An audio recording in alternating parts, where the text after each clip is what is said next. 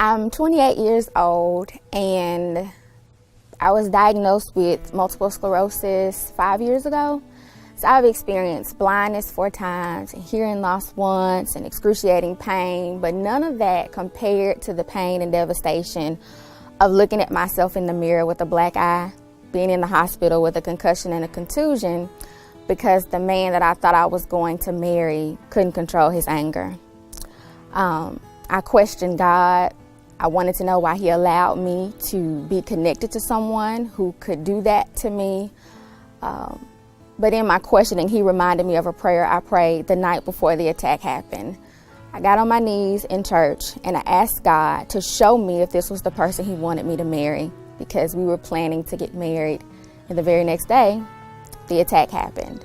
I just remember him sitting on top of me and crossing my arms over my chest so that I couldn't get free. And instead of punching me, he headbutted me over and over and over again. And I can just remember feeling the blood rushing to my face. I was so afraid that I was gonna have a black eye because I didn't want anybody to know that this had happened. I just immediately went into, not really survival mode, but I didn't want anybody to know that it happened. And as I could feel my face swelling, I just became more terrified, not about the fact that this crazy man was attacking me, but about the fact that somebody would know he was attacking me. I told my family, we went to the police station, and then they took me to the hospital. I realized that I had started a relationship with someone, but I didn't include God in it until the very end. And I was reminded of the scripture, Proverbs 31:10, that says, "Who can find a virtuous woman? For her value is more than rubies." And oftentimes we don't know our worth as women.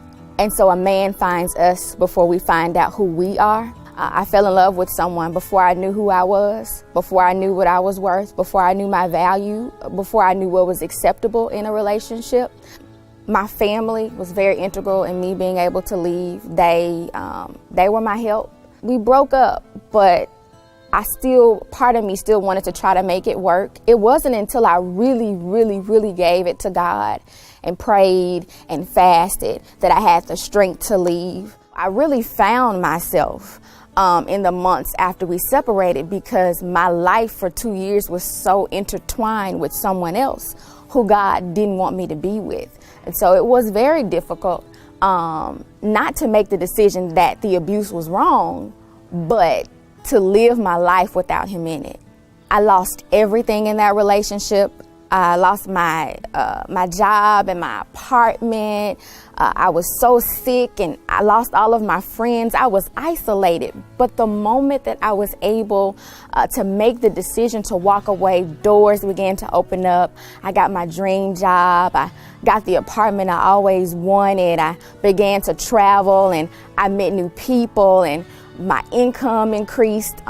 Just doors began to open, because I believed that God he was always going to protect me, but he wasn't going to invest in me that much because I was connected to the wrong person.